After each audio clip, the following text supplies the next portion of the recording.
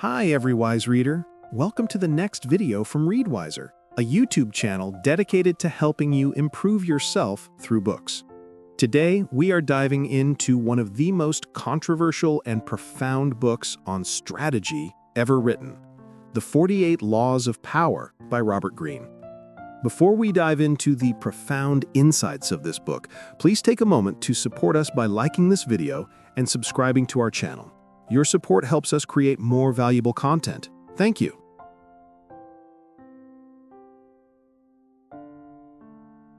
Have you ever felt like you're playing a game, but you don't know the rules? You try to be good, fair, and honest, but as Machiavelli once said, any man who tries to be good all the time is bound to come to ruin among the great number who are not good. What if power isn't about being good or evil? What if it's simply a tool, an unavoidable part of human nature? Robert Greene's The 48 Laws of Power is the ultimate handbook for this game, a guide to the amoral strategies used by kings, courtiers, and con artists for thousands of years. This book isn't about becoming a tyrant. It's about becoming an artist of power, learning to defend yourself and achieve your goals. This is your guide to the unwritten rules of the game.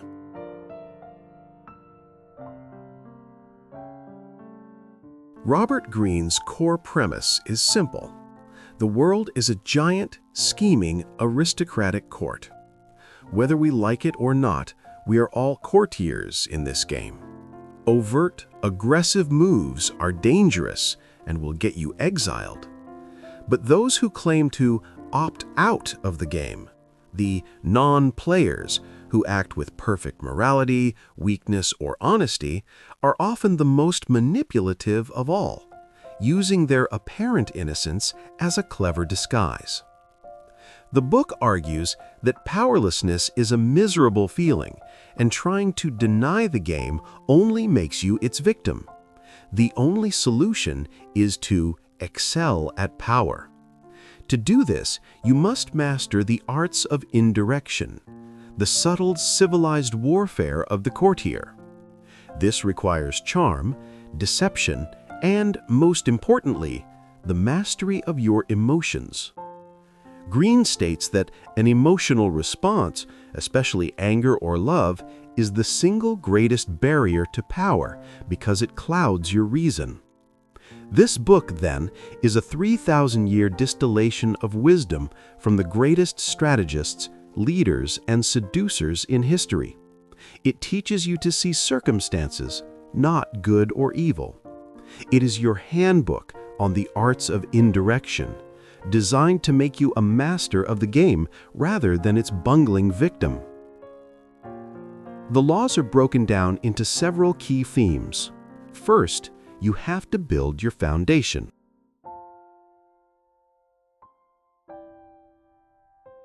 The first set of laws is all about securing your foundation. Before you can make any moves, you have to control yourself and your immediate surroundings. The most critical law here is Law 1, never outshine the master. Greene warns that displaying your talents too much makes your superiors feel fear and insecurity. They will find a way to replace you. Instead, you must make your masters appear more brilliant than they are. This isn't just about sucking up, it's a strategy. Galileo did this perfectly when he discovered the moons of Jupiter, and instead of just taking credit, he named them after the Medici family, linking them to the cosmos and making them shine. He was rewarded handsomely. Once you've managed your superiors, you must manage your peers. And here, Greene is brutal. Law 2 is never put too much trust in friends. Learn how to use enemies. Friends, he argues, are easily aroused to envy and will betray you more quickly. A former enemy, on the other hand, is often more loyal because he has more to prove. This principle is about relying on self-interest, not fickle emotions. The rest of this foundation is about controlling perception. You must conceal your intentions, Law 3, using smokescreens and decoyed objects of desire. You must always say less than necessary. Law 4, because powerful people impress and intimidate by saying less. The more you talk, the more you risk saying something foolish and the more common you appear. Finally, your entire foundation rests on Law 5. So much depends on reputation. Guard it with your life. Your reputation is the cornerstone of power. It exaggerates your strengths and lets you intimidate and win before you've even acted. This is so important that you must also court attention at all cost. Law 6. What is unseen counts for nothing, and notoriety of any sort will bring you power. It is better to be slandered and attacked than ignored. So the foundation is set. You've managed your boss, guarded your reputation, and said just enough to be intriguing. You're controlling how people see you. But how do you get them to act for you? Let's find out how to turn other people into your willing puppets.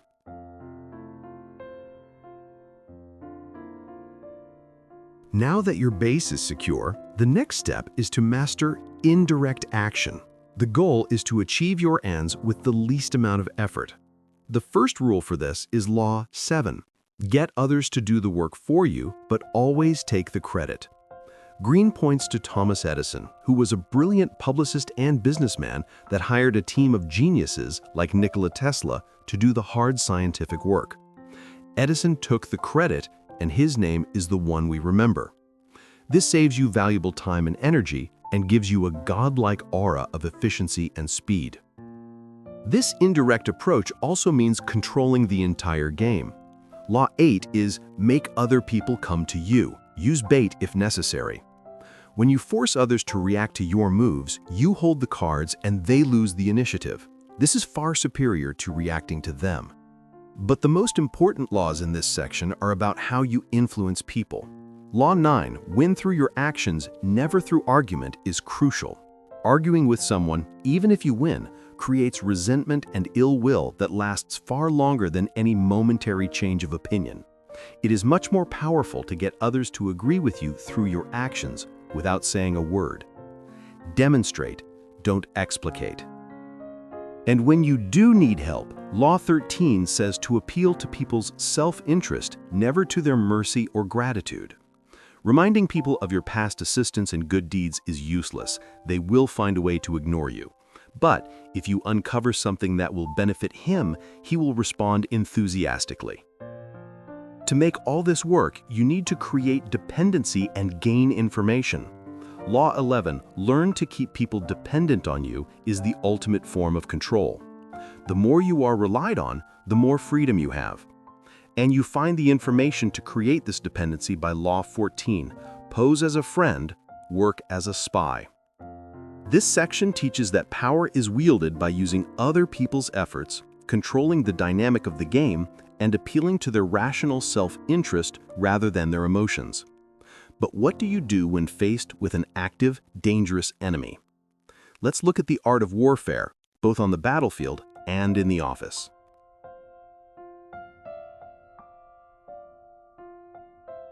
This section shifts from subtle influence to the harsher realities of conflict. The most ruthless law here is Law 15, crush your enemy totally. Greene's logic is cold and clear. More is lost through stopping halfway than through total annihilation. If you leave one ember alight, the enemy will recover and will seek revenge. You must crush them not only in body, but in spirit. Reconciliation is not an option. But direct conflict is not the only way. You can also wage psychological warfare by managing your own presence. Law 16, use absence to increase respect and honor, shows how too much circulation makes the price go down. Once you are established, a temporary withdrawal makes you more talked about and create value through scarcity. Your absence is more powerful than your constant presence. You can amplify this with Law 17. Keep others in suspended terror. Cultivate an air of unpredictability. Humans are creatures of habit, and your predictability gives them a sense of control. If you are deliberately unpredictable, you keep them off balance. They will wear themselves out trying to explain your moves, which intimidate and terrorize them. This was a key tactic Bobby Fischer used to mentally destroy Boris Spassky. While you're being unpredictable, you must also obey Law 18. Do not build fortresses to protect yourself. Isolation is dangerous. A fortress cuts you off from valuable information and makes you conspicuous and an easy target. It's better to circulate among people, find allies, mingle. You are shielded from your enemies by the crowd. Finally, none of these tactics will work if you apply them to the wrong person. Law 19 is know who you're dealing with. Do not offend the wrong person.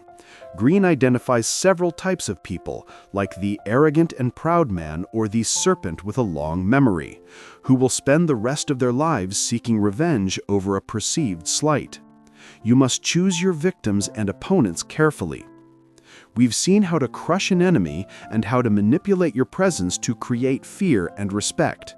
But what about the more subtle, long-term games of manipulation? Let's explore the high art of seduction and indirection.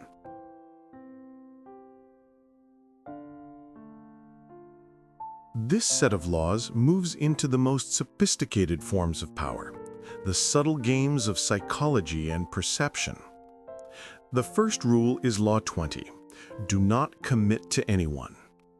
It's the fool who always rushes to take sides. By maintaining your independence, you become the master of others. You can play people against one another, making them pursue you.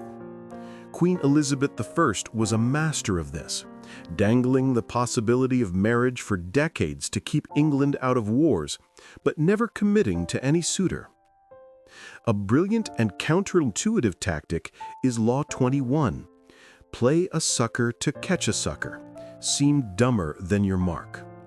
No one likes feeling stupider than the next person. If you make your victims feel smart and smarter than you are, they will never suspect that you may have ulterior motives. Con artists Arnold and Slack used this to sell a fake diamond mine to some of the world's richest bankers. The bankers were so convinced of their own superiority that they couldn't believe such simple rubes could be conning them. When you are weak, you must use the surrender tactic, Law 22.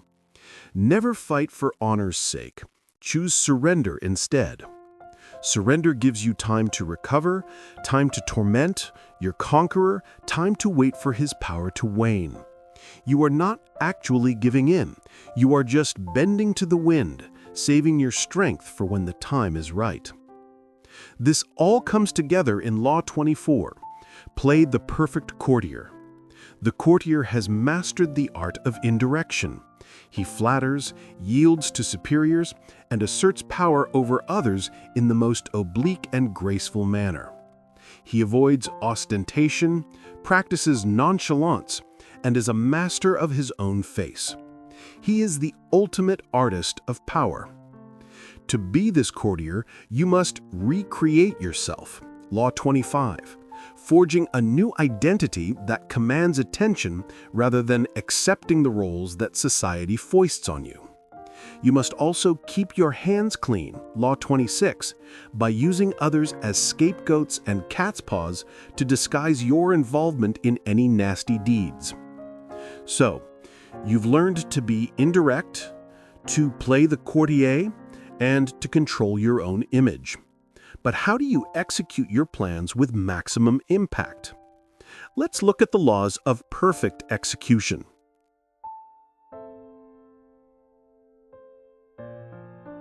Knowing what to do is useless if you don't know how to do it. This section is all about execution. The most important law here is Law 28. Enter action with boldness. Greene is clear. If you are unsure of a course of action, do not attempt it. Your doubts and hesitations will infect your execution. Timidity is dangerous, but any mistakes you commit through audacity are easily corrected with more audacity. Everyone admires the bold. No one honors the timid. But boldness is not recklessness. It must be balanced by Law 29, plan all the way to the end. The ending is everything. You must take into account all the possible consequences, obstacles, and twists of fortune. By planning to the end, you will not be overwhelmed by circumstances, and you will know when to stop. Most people are imprisoned in the moment and only plan for the happy ending, not the unexpected problems. A master planner like Bismarck, by contrast, planned the unification of Germany decades in advance and knew exactly when to stop. When you do act, your execution must be flawless. Law 30 is make your accomplishments seem effortless. All the toil and practice that go into them must be concealed. This sprezzatura makes you seem natural and godlike. Avoid the temptation of revealing how hard you work. It only raises questions and makes you seem weaker, as if anyone could do it with practice. Also, teach no one your tricks, or they will be used against you. Two of the most powerful tricks are laws 31 and 32. First, control the options. The best deceptions are the ones that seem to give the other person a choice. Your victims feel they are in control, but are actually your puppets. You force them to make choices between the lesser of two evils, both of which serve your purpose. Second, play to people's fantasies. The truth is often avoided because it is ugly and unpleasant. People who can manufacture romance or conjure up fantasy are like oases in the desert. Promise a sudden transformation or a pot of gold, and you will have a cult-like following. To use fantasies and control options, you must obey Law 33. Discover each man's thumbscrew. Everyone has a weakness, a gap in the castle wall. This is usually an uncontrollable emotion or need. It can also be a small secret pleasure. Once you find this thumbscrew, you can turn it to your advantage. You now know how to execute a plan boldly and flawlessly, but you also need to project an aura of power at all times, even when you're not doing anything. Let's explore the laws of building a powerful persona.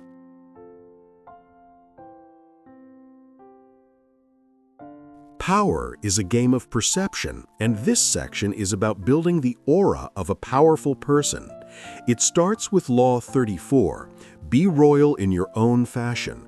Act like a king to be treated like one. The way you carry yourself will often determine how you are treated. By acting regally and confident of your powers, you make yourself seem destined to wear a crown.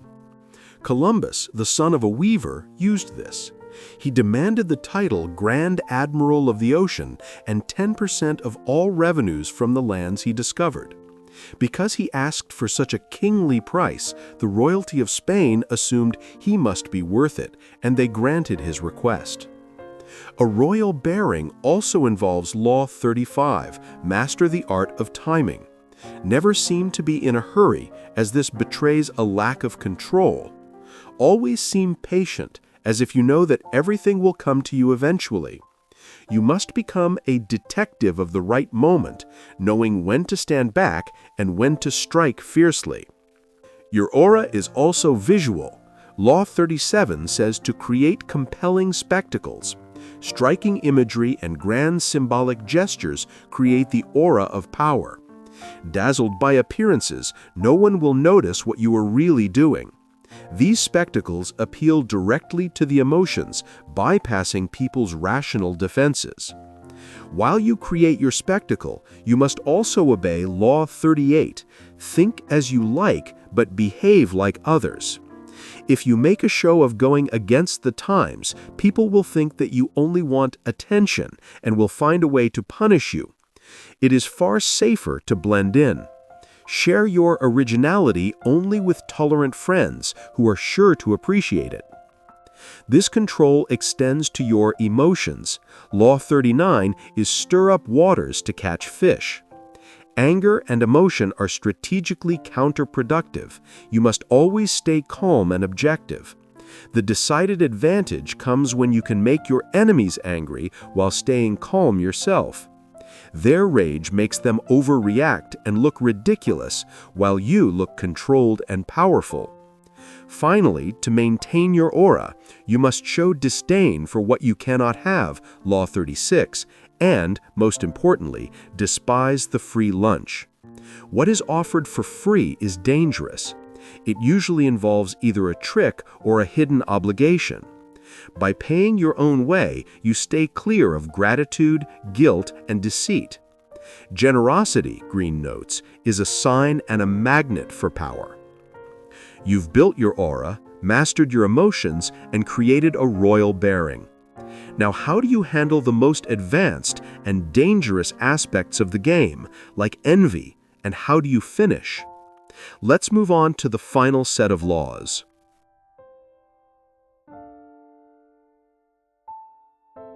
The final laws deal with the most abstract and critical strategies for long-term dominance. The first hurdle is the past. Law 41 is, avoid stepping into a great man's shoes.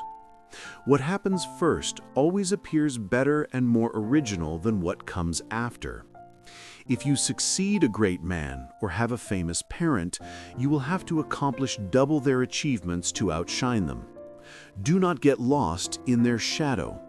You must slay the overbearing father and disparage his legacy, establishing your own name and identity by changing course. Alexander the Great, for example, spent his whole life consciously doing the opposite of his brilliant father, King Philip, and by doing so, he surpassed him. Once you've cleared the past, you must deal with present-day troublemakers. Law 42 is, strike the shepherd and the sheep will scatter. Trouble can often be traced to a single strong individual, the stirrer, the arrogant underling, the poisoner of goodwill.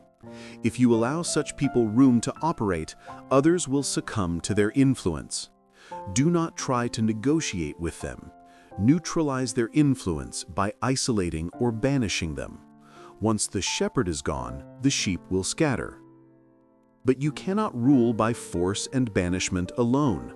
Law 43 demands that you work on the hearts and minds of others. Coercion creates a reaction that will eventually work against you. You must seduce others into wanting to move in your direction. The only way to do this is to operate on their individual psychologies and weaknesses. Soften up the resistant by working on their emotions, playing on what they hold dear and what they fear. Ignore their hearts and minds, and they will grow to hate you. One of the most powerful ways to work on hearts and minds is Law 44, disarm and infuriate with the mirror effect. When you mirror your enemies, doing exactly as they do, they cannot figure out your strategy. This neutralizing effect mocks and humiliates them, making them overreact. But there is also the narcissus effect. By holding up a mirror to their psyches, you seduce them with the illusion that you share their values. You reflect their inmost desires, and they fall in love with the reflection you've created. You've now learned to create your own identity and manipulate the psychology of those around you.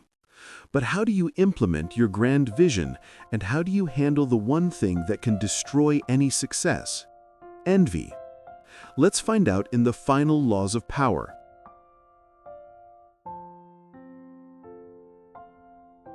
We've reached the final and most important laws. You have a vision for change, but Law 45 warns, preach the need for change, but never reform too much at once. Everyone understands the need for change in the abstract, but on the day-to-day level, people are creatures of habit. Too much innovation is traumatic and will lead to revolt. If change is necessary, make it feel like a gentle improvement on the past. Mao Zedong did this by cloaking his communist revolution in the language of ancient Chinese history and warrior poets, making his radical ideas feel familiar. As you become successful, you will face the most toxic of human emotions, envy. Law 46 says, never appear too perfect. Appearing better than others is always dangerous, but most dangerous of all is to appear to have no faults or weaknesses. Envy creates silent enemies. It is smart to occasionally display defects and admit to harmless vices in order to deflect envy and appear more human and approachable. Don't let your perfection make others feel inferior, or they will find a way to destroy you out of spite. When you do achieve a win, you must obey Law 47. Do not go past the mark you aimed for. In victory, learn when to stop. The moment of victory is often the greatest peril. In the heat of victory, arrogance and overconfidence can push you past the goal, and by going too far, you make more enemies than you defeat. Success intoxicates. You must set a goal, and when you reach it, stop. This all leads to the final and most powerful law. Law 48, assume formlessness. By taking a shape, by having a visible plan, you open yourself to attack. Instead of taking a form for your enemy to grasp, keep yourself adaptable and on the move. The best way to protect yourself is to be as fluid and formless as water. Never bet on stability or lasting order. Everything changes. Like water, you take the shape of your container. Like a vapor, you cannot be grasped or attacked. This is the ultimate pose of power. And that brings us to the end of the 48 laws. Let's step back and see what it all means.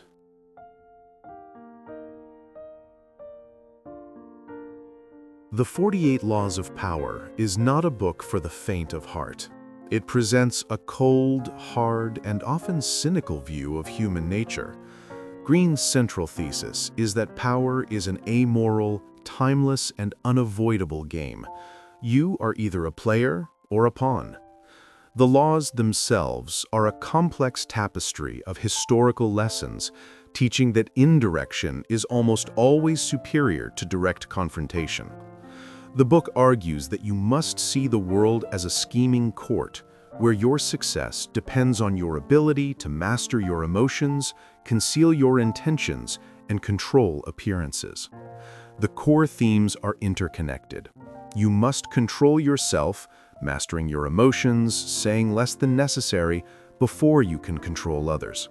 You control others not with force, but with psychology, by appealing to their self-interest, creating dependency, and playing to their fantasies.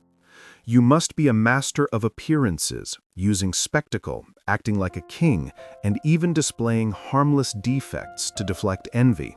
And above all, you must be formless and adaptable, never getting locked into a single pattern. The book's lasting message is that power is not a position, but an art. It requires constant vigilance, strategic thinking, and a deep, pragmatic understanding of human psychology.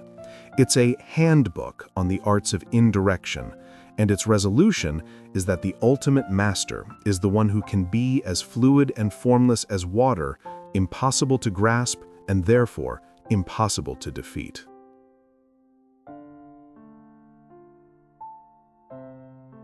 Robert Greene's 48 Laws offer a profound, if unsettling, look at the game of life. Which of these laws do you see most often in your own life, at work, or in the world? And which law do you find the most powerful or the most dangerous? Let us know your thoughts in the comments below. If you found this summary valuable, please hit the like button and subscribe to ReadWiser for more deep dives into the world's most impactful books. Thanks for watching.